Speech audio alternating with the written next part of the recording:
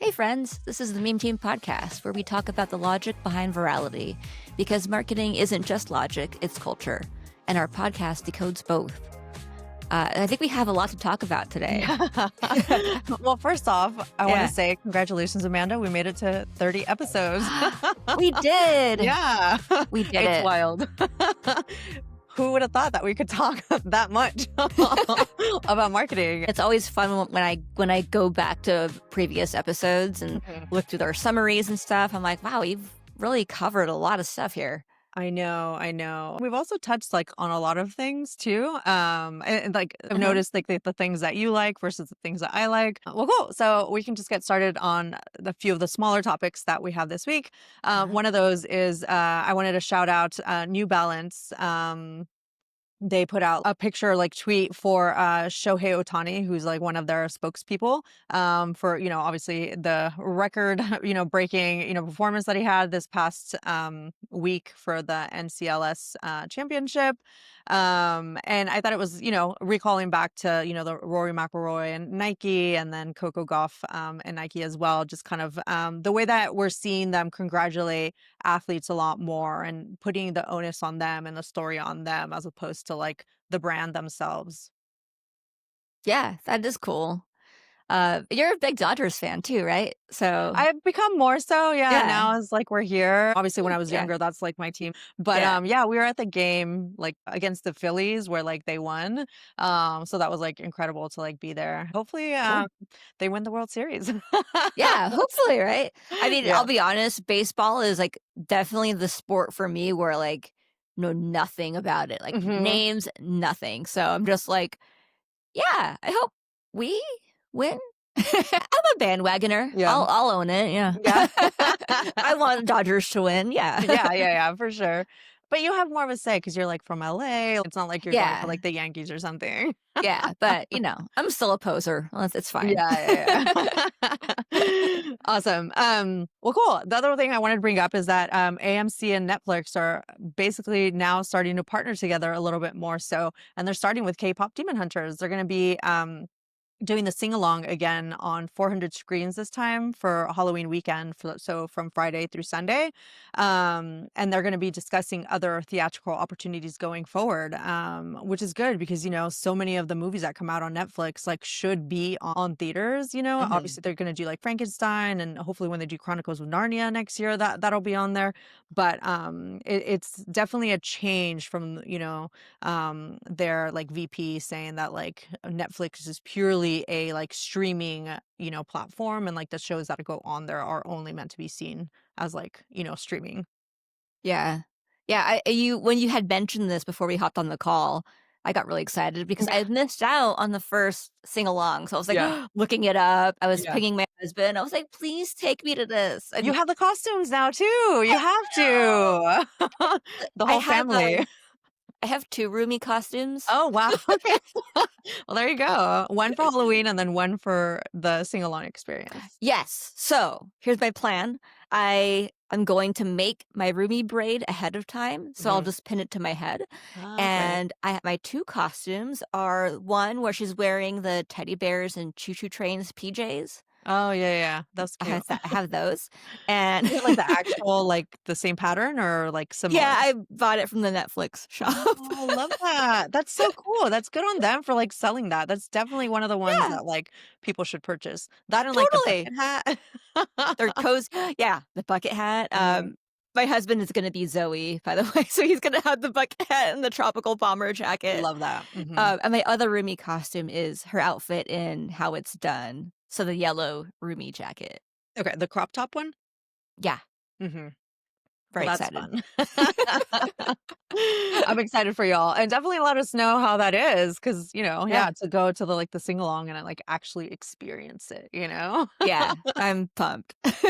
Um, well, another theater experience that apparently is going to be going on is for the movie Bugonia.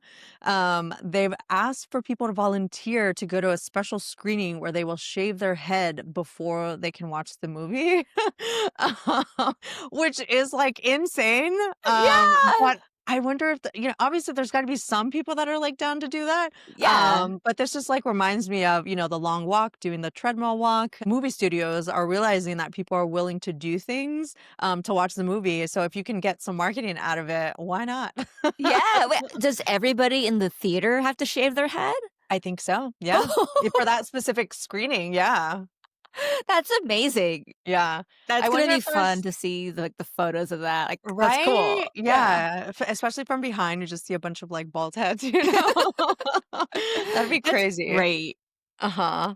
I'm Yeah. into that. Wild, wild, wild. Yeah. I love it. And then the last one is that Heineken trolled friend AI with a billboard in New York City saying the best way to make a friend is over a beer. And I saw that going around a lot, just because friend in general has been in the news a lot. But I also saw somebody call it out as like, oh, marketers talking to other marketers about like marketing things. Mhm. Um, and I do wonder, like, how many of these levels, like, normal people understand or like get. Mm. But especially like if it is in like New York and they have seen the friend billboards, then it should be basically recognizable to them that this is Yeah. like a play on that. So I thought it was like, really interesting and, like a fun way to kind of like, bring people back to like, Yeah. drinking beer with your pals. Yeah.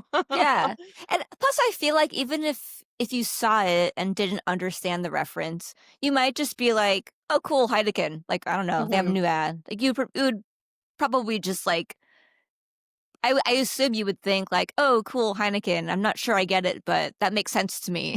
Mhm. Yeah, right, right, right. Yeah, like, it still Exactly. works. Exactly. Cool. Well, New York has been having all sorts of viral marketing campaigns happening over there. The one I want to talk about this week is the one that basically took over tech Twitter last week, which is the ramp CFO stunt with Brian Baumgartner from The Office. So he's Kevin from The Office, so the accountant there, who was basically put into like a glass box in New York City to manually process expense reports, basically putting them up against Ramp's automated system. And it was just like really funny that like that's what they decided to do, especially for like a fintech company, because it's like Mhm. usually it's so like boring and staged. So many like of like the campaigns that they put out there is just like words and like trust us and all this stuff. And like it makes sense because it's a fintech company and that's usually the type of vibes that you're trying to like get from people. But I think Yeah. that this really worked because it was like all these levels of references that like people basically understand. The Mhm. Office was obviously one of the most popular sitcoms ever, so the Mhm. fact that they brought him to like pretend to be CFO called to my mind the Severance Grand Central experiential marketing thing that they did when the show was coming out. It also brought to mind just the Anthropic store that they had a couple weeks ago. So it's like all these things of like realizing that people want to experience things in person. New York is obviously the best place to do that because people are walking around. It's like the fintech capital of the world right now. All the financial institutions are there, so they were recording it. It was like a live stream that happened the whole day. He was there like in the office the whole day. He called into TVPN. I think there was a wedding even that took place inside. So they were just doing all these like, fun things to like keep people coming back and like paying attention. It went all over. There's so many photos and videos of people like actually being there and like filming it. So it was very like new and it was funny. So it was just like went on to capture like, all the attention from people.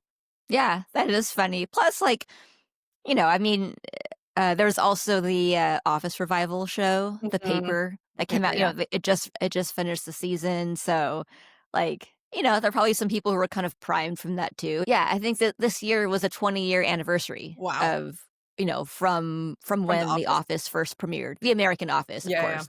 So that's pretty cool. Like, it all kind of, works together, and it also is just a really fun activation. Mhm. Yeah, Yeah, yeah, yeah. it's just fun.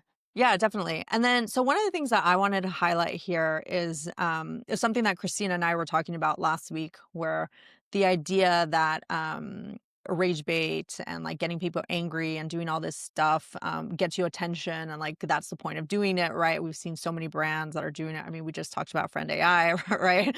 And I wanted to really highlight that this was like the complete opposite. This was like it had the humor, it had, you know, all these references still. But it was more of a happy engagement that, like, people were, like, paying attention to, and that was why it was successful. So I just kinda wanna, you know, call out that, like, not everything has to be rage baity and, like, making people angry, you know? Like, you can do, you know, happy, positive things to get people's attention, especially for, you know, brands like this that are, you know, supposed to be more staid and, like, boring. I mean, it reminds me of the whole, astronomer, you know, situation that happened with the CEO at the time, right? Where it's like they brought in Gwyneth Paltrow and they had her humorous, you know, spokesperson. So bringing in celebrities and then using them to like, you know, poke fun at something, is like a novel way of like using a celebrity and not just like, oh, just, you know, stand there, like take a photo, you know, it's like, no, like have them be an actor and like act through like a script or like scenario that you have, you know, for them, that fits like what we know about them, right? The same thing, you know, with Gwyneth Paltrow and for the astronomer, and then here with you know, him referencing being the accountant on The Office, right? Where it's like that's exactly what people know him for. So I saw some of the call-in that he did with TBPN. So they were like, you know, talking him through like, oh, what's it like to be like CFO of like, you know, fintech company? And he's like really acting like he's, you know, the CFO or whatever.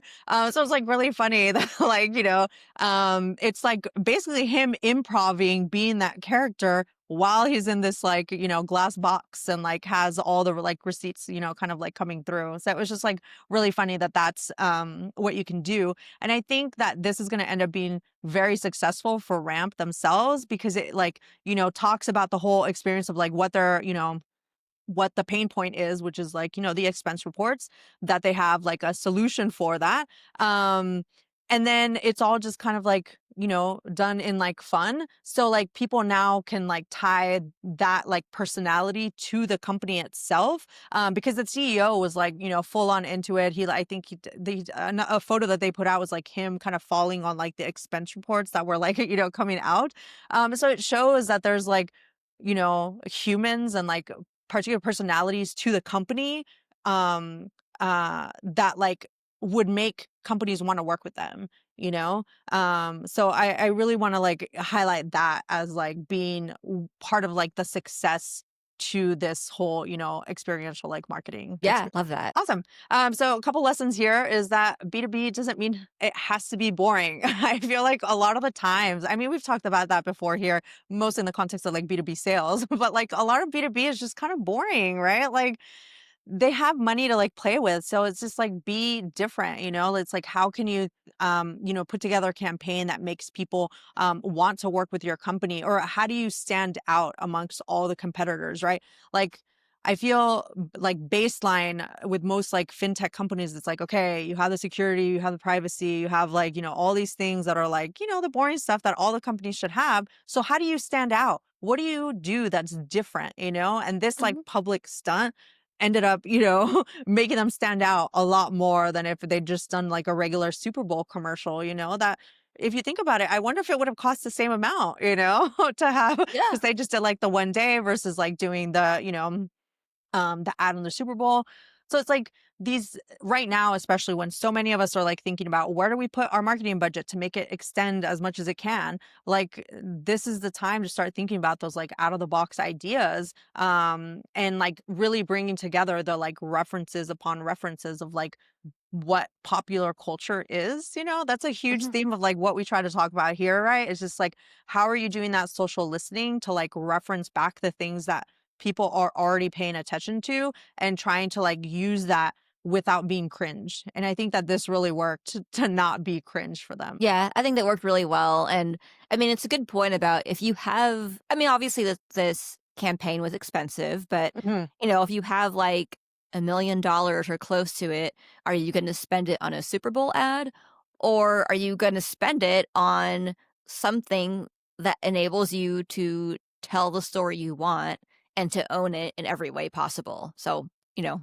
trade-offs to think about if you're spending that much money. Yeah, exactly, right?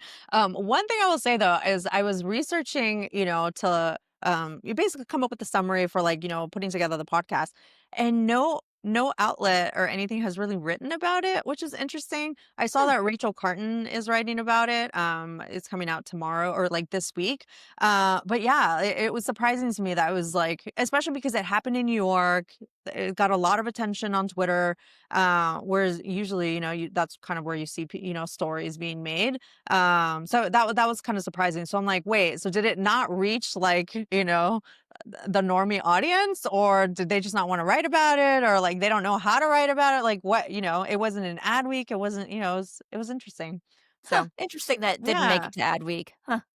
I know. I'm like, wait, because that additional thing that we've talked about here is like you want to get so much attention that then you get the press hits for it, you know? Right. So this didn't. I mean, it got TBPN, which right now is like the it journalists, that you want to like get Yeah. mention it anyway, but Ramp sponsors them. So it's like, well, did they pay for that as well, Yeah. But yeah, it was just something interesting that I saw because I was doing the research for it. Well, cool. Our next topic is about zero-click marketing, kind Yeah. of. So Twitter has started testing some in-platform link browsing. So this was from a tweet via a tweet by Nikita Beer, who's now the head of product at X, right? So in this new experience, they're starting with iOS, and it's going to now be easier for followers to engage with your post while they're browsing a link. So, so some background here for creators, a common complaint has been that when you post a link in your tweet, your post, whatever, you get lower reach, right? I mean, this way, in this way they're testing it now, you can view a link while also still seeing the tweet that has a link, right? So that the Mhm. tweet that has a link scoots over down to the bottom, so you can still interact with the tweet while you read the article.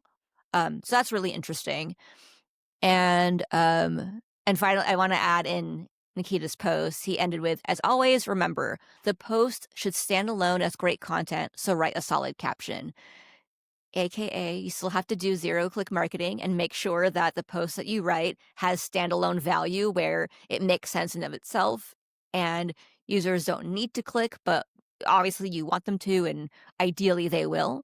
Mhm. Um, I think it's interesting. I Mhm. think I saw some of the comments on Nikita's post where somebody said like, "Well, all you could like, can't you just stop deboosting posts that have links?" And what I thought was interesting, so deboost, I assume they mean, stop throttling posts with links or suppressing the algorithm.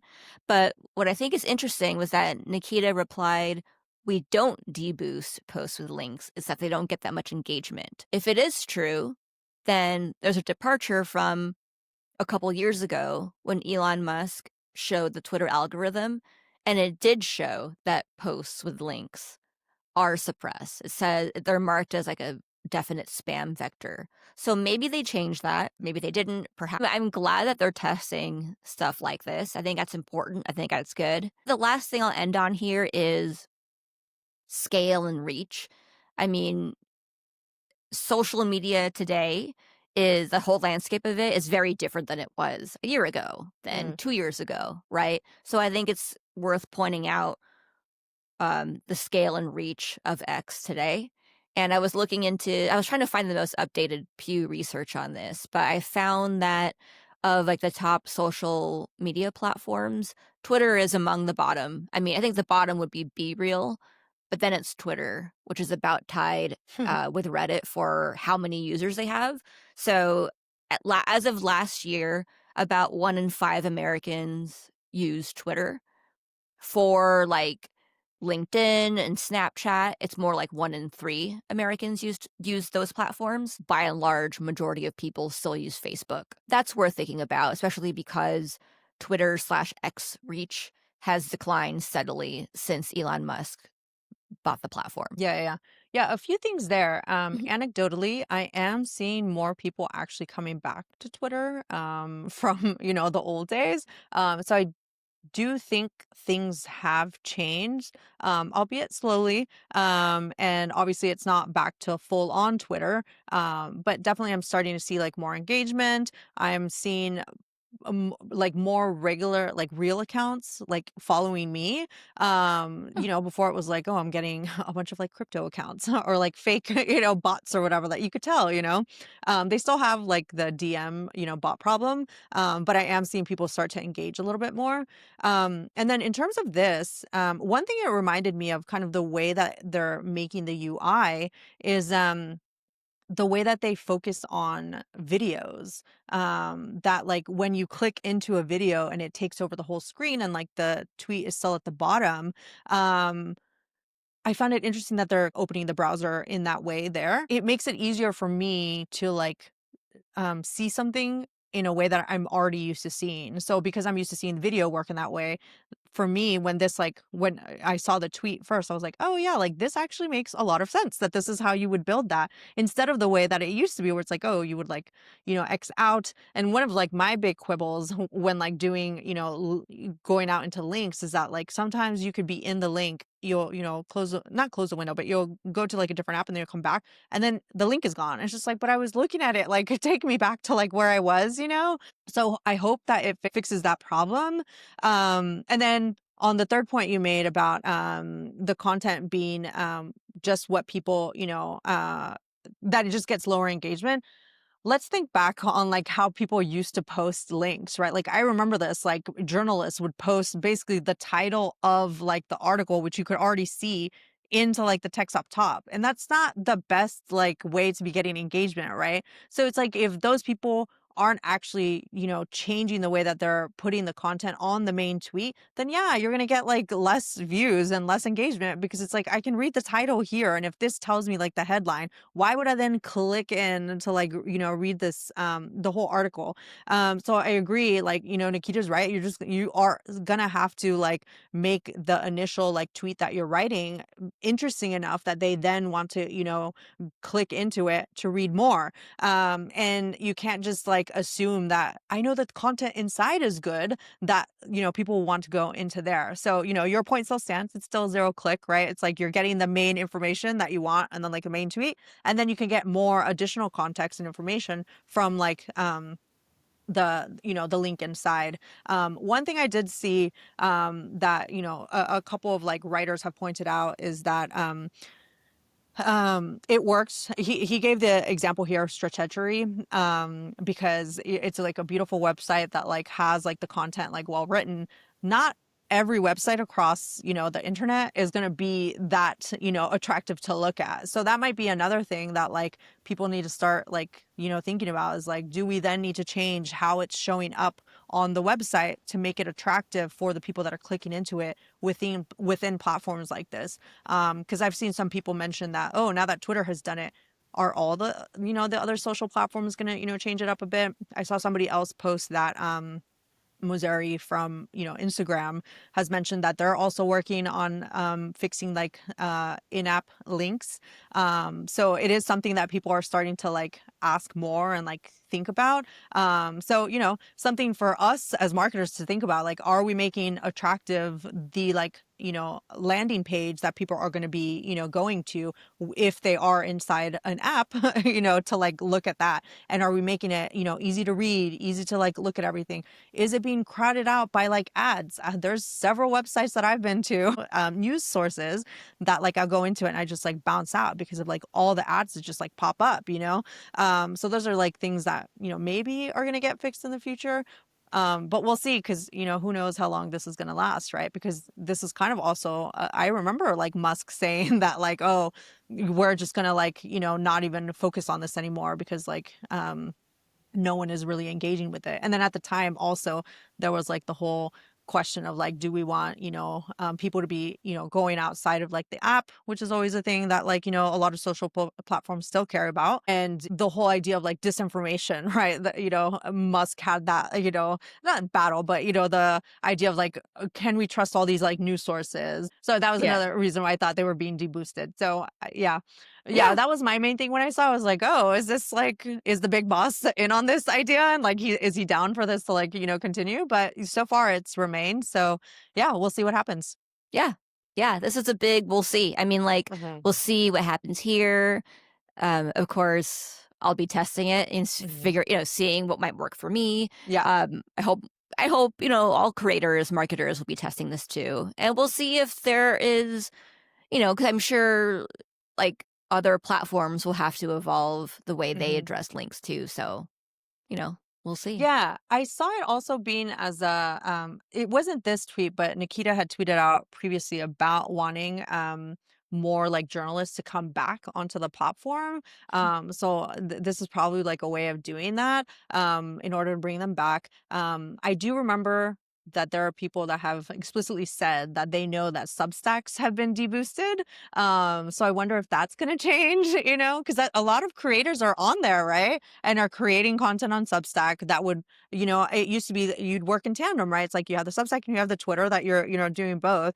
And I saw a lot of like Substackers leave because Twitter was deboosting, the links for them. So we'll see. All Well, right. cool. The other topic I want to talk about is Lionsgate basically announcing that they're doing a 180 for TikTok fan editors. They're basically going to hire them instead of fighting them. So um, this is like really cool, right? Because I mean, I see them all the time. Just kind of like they're called fan casts. You have like where they're, creators are creating TikToks using popular pop music, really popular right now, all like Taylor Swift songs, and putting together like plot points or like summaries about like shows and like movies and stuff, and then posting that onto like TikTok, and they get like, millions of views. There was one fan edit of Creed that hit 195 million views and boosted streaming numbers by 29%, which is wild to like think about. So Lionsgate has just started hiring those people instead of, calling copyright infringement and getting the videos taken down. They've reached out to 150 creators and built an elite team of 15 of them. This is letting them create their authentic style instead of forcing, corporate guidelines. A couple other examples are the Hunger Games fan edits, which I've seen all over like my Twitter, and it got me to like reread and like watch the movies again. And then also Twilight. So Twilight has had 40 plus fan edits, which have sparked the theatrical re-release, which is pretty cool. Lionsgate has seen the popularity of them on TikTok, and it's just been like, whoa, like maybe we just try to re-release the movie again. And so they're starting to like recognize that like fandoms will actually get you more views. And I wanted to highlight something that like I just saw recently this past week. So for One Battle After Another, someone had posted Leo doing what he called like the Mexican whistle, right? And that there was like a couple of tweets that ended up getting like millions and millions of views, and then like they got taken down for like copyright infringement. And then Variety had just posted that article saying that they needed to reach $300 million in order to like get back the money that they had put into the movie. And my biggest thing was like, why, when like people are finding out about this movie and like could potentially see it, would you force them to take it down when you're wanting people to go watch the movie? And it's like their whole thing of like not wanting to have other creators making, putting out basically what's IP, into onto the internet, for me has never made sense, because you're not putting the whole movie out there, right? You're just doing snippets, and that's what's getting you attention. So the fact that Lionsgate is like, you're right. If you can't, fight them, join them, like, not just join them, but hire them to come onto our team and like create that, fan created content is like a brilliant idea, I think. And then, another thing to think about here is like how many of us want to create, user generated content from like anything, right? So it's like the fact that these companies are essentially, biting the hand that feeds, right? With like these creators that like are creating amazing content in like I've seen, the way that it gets edited and, it's very creative. Anyway, point is like they're creating this like brilliant content that most companies would like kill for like their users to be creating for them. And instead you have like movie studios fighting against them because it's not done legally. Yeah. Have you seen these the fan edits? Well, yes and no. I mean, I guess yes. Like, I Mhm. have been seeing a lot more Twilight ones. So that No, kind yeah. of explains why. Uh-huh. Yeah, so that's really funny. I do think it's super interesting, right? Because this is one of those things where users, they've been finding their own workaround anyway. So Hmm. now it's, the publisher, right, or the studio being like, all right, they're gonna do it. We might as well like have them Hmm. do it in a way that we can try to best position ourselves for Right. success. Yeah. So I think it's super interesting. I think it's smart. And yeah, I mean, like, look, people are going to do this anyway. Yeah. Yeah, yeah. It reminds me of our conversation with Caitlin Reese and the Spurs, right? Where it's like she's like, well, we have the in-house team like that does this, and we're fighting against our like users and our fans and like, Bleacher Report and Barstool Sports and all those other companies that are creating their own edits, right? Um and like what she said is like it's made us have to be better, like do things faster, think about the way that we're, doing it, whether it's worth, this play versus another play. Um so it's like made them have to be more creative about how they're doing their own work, which I think is like great for everybody, for for the whole ecosystem, right? It's like we're learning new ways of like doing things. The fans still get to like participate and feel as if they're part of the fandom and that they're being welcomed into it and not just like being spurned because like, oh, you're not doing it properly, and so it's also a cool way of rewarding like the most creative and like brilliantly created content pieces, because those are the ones that are obviously go viral, right? Like if you're able to create content that goes viral, like clearly you're doing something right, because it's getting that attention. So good on them for like finally acknowledging that and not just like taking the stuff down because it wasn't created by their own team. Yeah, totally. That's a good callback. Lastly, I wanted to talk about not quite lastly. We have a bonus topic after this, Hmm. but I wanted to talk about Reddit marketing because there was this investigative piece from Lars Lofgren a couple weeks ago, and we hadn't had a chance to talk about it. So I will set this up with Reddit marketing. It's important. We should do it. We should try to own the narrative. Some setup here is so Reddit has licensing deals with OpenAI and with Google. So this is why you're seeing their Reddit content regularly appearing in like ChatGPT and showing up in the AI generated search summaries, right? And at this point, Reddit appears in over 5% of Google's AI overview responses. This is via some research done by Ahrefs, so that's pretty massive. Um, and like last year, Reddit launched a free suite of tools called Reddit Pro, where it's basically to enable like marketing teams, brands, PR teams to better understand how to use Reddit. So they've been trying to educate the marketing community on like these best practices and how to help drive organic conversations. We know it's impactful, there's a lot of reach. And the reason I bring this up is because Lars Lofgren's piece was about this coding boot camp called Codesmith. Are you familiar with Codesmith, Sonia? No. Okay, so it was a coding boot camp launched, a while ago. It's not a new company, and they were doing really well. Like they eventually hired like 70 employees or so until, unbeknownst to them, the CEO or the founder of their competing company, their main competitor, became the owner or the main subreddit monitor for the coding boot camp subreddit. Um, yeah. And Like so all the yeah, sorry, so there's like okay. coding like the coding boot camp subreddit like as a topic. Oh. Yeah, so the industry subreddit. Oh And then he started trashing Codesmith in these targeted posts. I think there was like something every day my god. where yeah, trashing the company and just saying like, "Oh, I heard this company is terrible."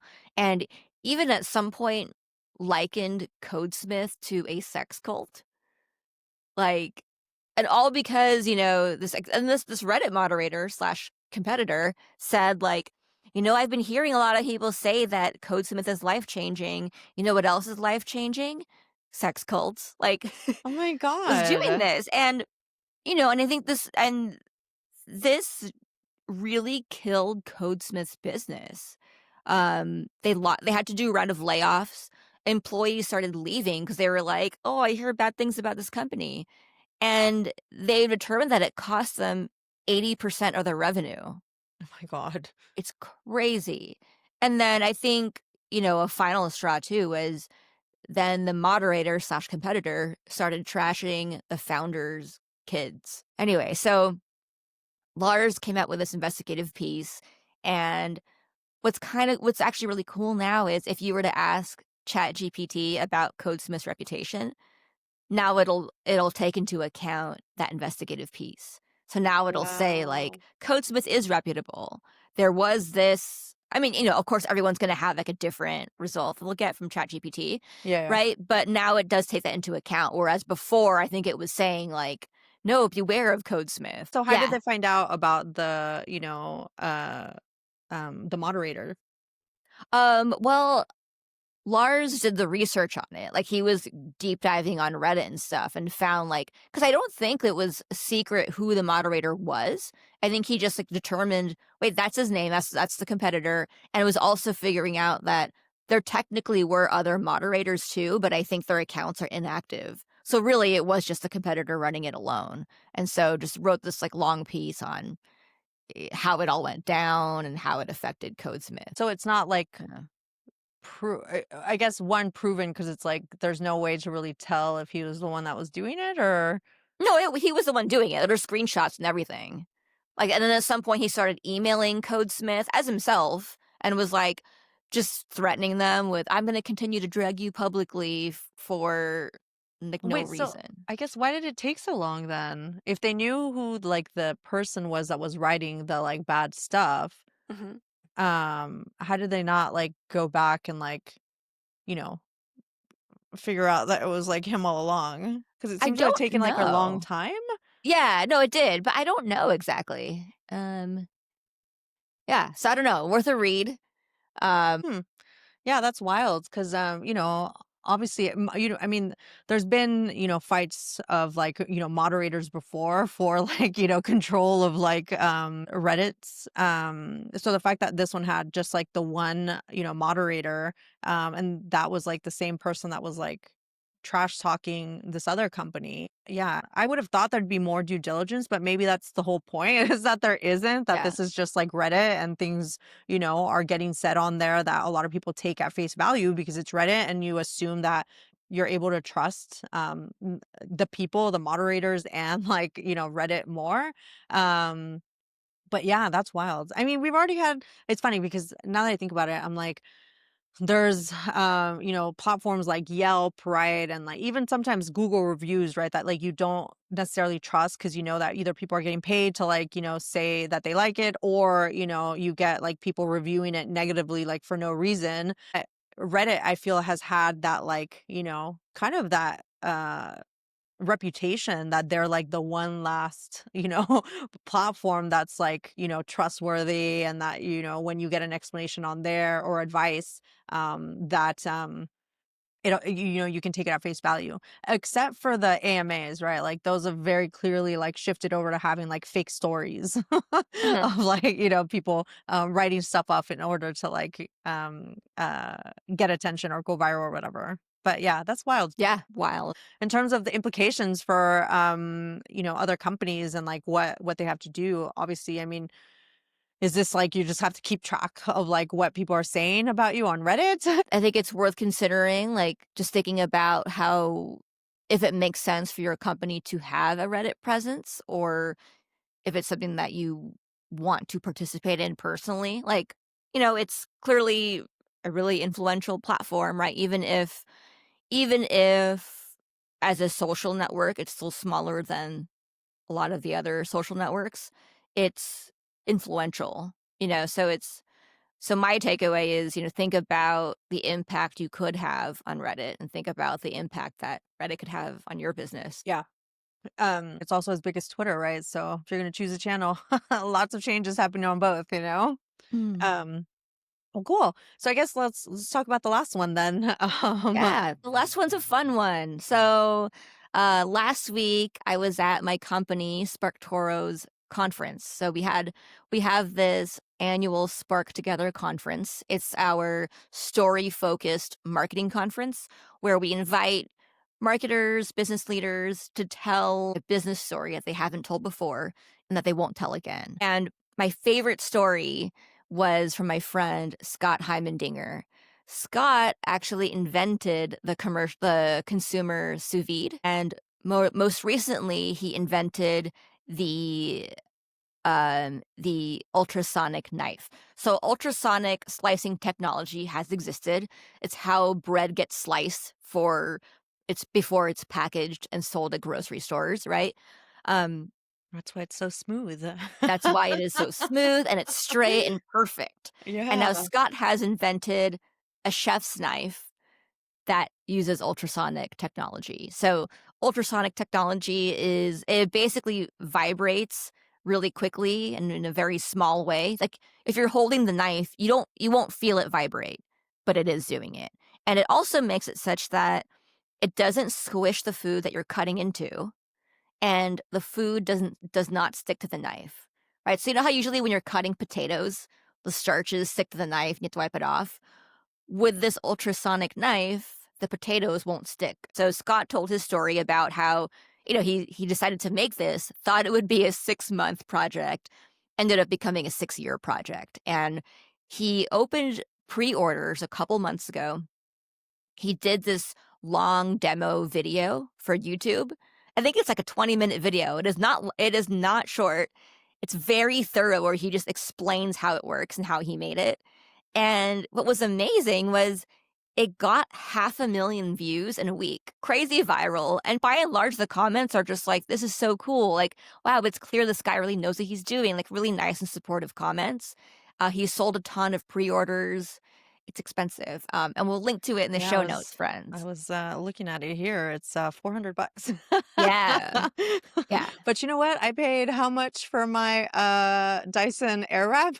And this is probably going to be far more useful, right? Because it's like if That's you're cooking true. every day, Yeah. and using it every day, obviously Yeah. the value of it per use Yeah. is lower than that.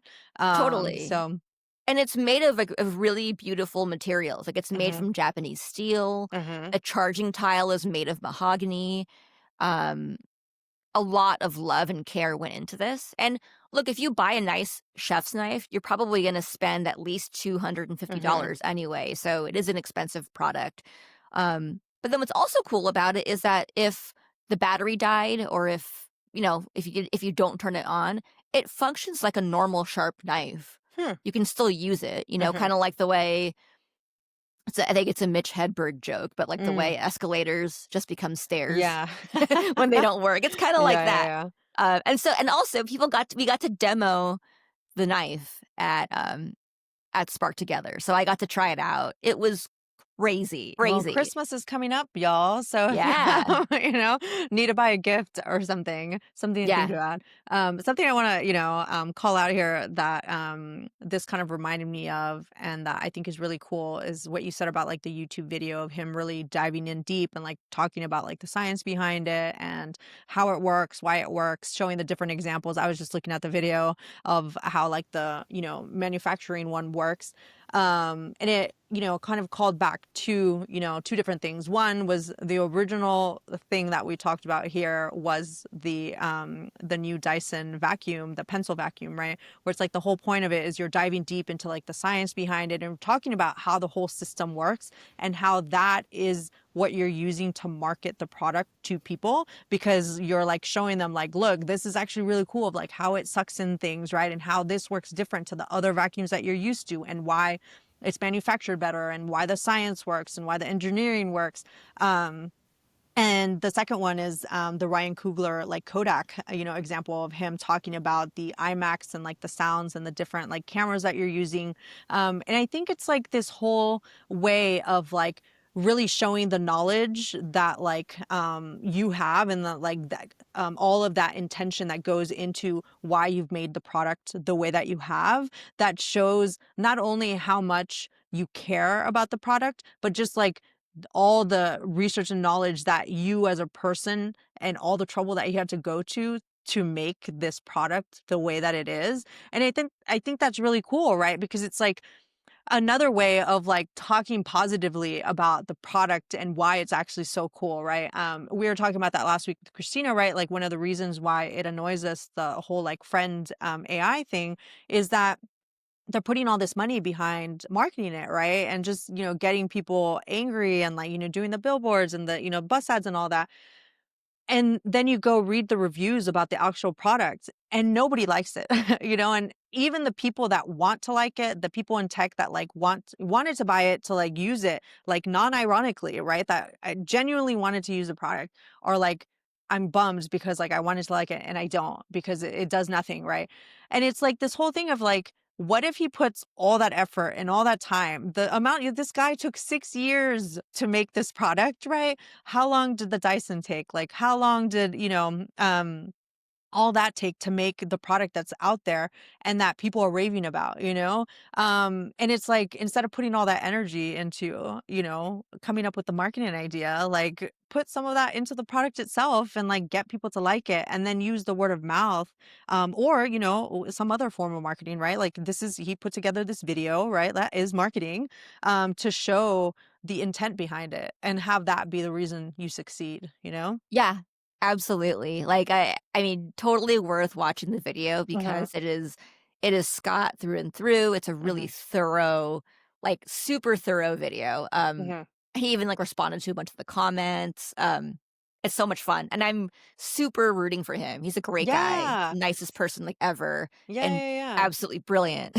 You see, and like that's the thing. Now I'm like, okay, I'm a fan of like the company and I just want him to succeed, because it's like, Yeah. wow, you actually put so much thought and care into this. And like I want you to succeed purely for that. And same as like the Dyson. I like the company now because of all everything that goes into, having created the vacuum, which then helped them make the hair dryer, which then helped them inform, the vacuum again. Like that's cool, you Yeah, know?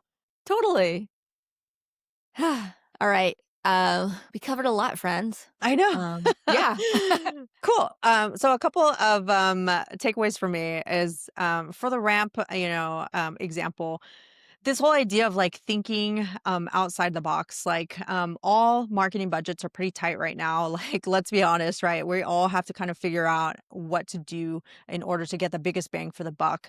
And even if you have like a large budget, like ramp here, they could have used that for the same ideas that are out there, right? The Super Bowl ad, right? But the fact that they were able to come up with this, um, um, glass box with Brian Baumgartner, Kevin from The Office, to be there and have him like act like the CFO and do the whole thing and then film the whole day. Like they'll be able to create content for that for like months to come. So, shout out to them for like coming up with that and really, going outside of what you would think fintech companies should be doing, in order to come up with something fun and interesting that like, people celebrated the day, the day of, and even after. Yeah. And then for Twitter/X, check out the new feature on testing with links. See what works for you. I mean, it's a, good reason to go back on Twitter and see if that feature can work really well for you, if you can get value out of it, all that good stuff. Yeah.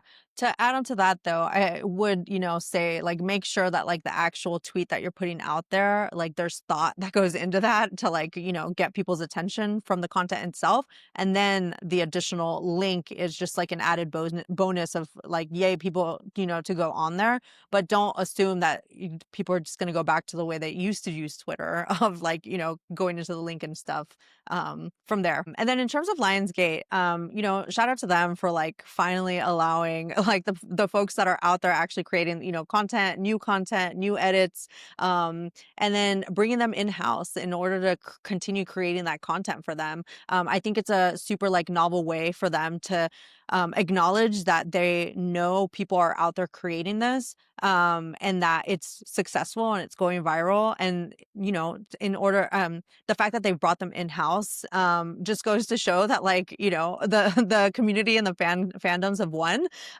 So I'm hope that like other like movie studios, follow their lead and like bring them in.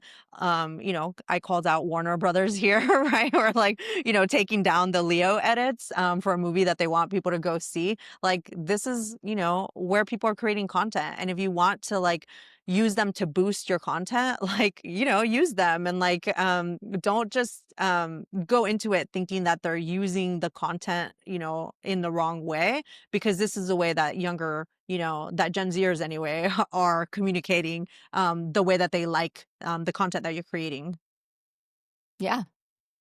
And then for Reddit, check it out for your marketing efforts. Still the best place to see to see the most honest versions of the conversations that your customers are having. Yeah, definitely. Well, awesome. Well, thank you everyone for joining us this week. You can follow the pod at Meme Team Pod on YouTube, and then at Meme Team Podcast on Spotify and TikTok. Cool. And then, of course, our website is at memeteampodcast.com. Awesome. See ya.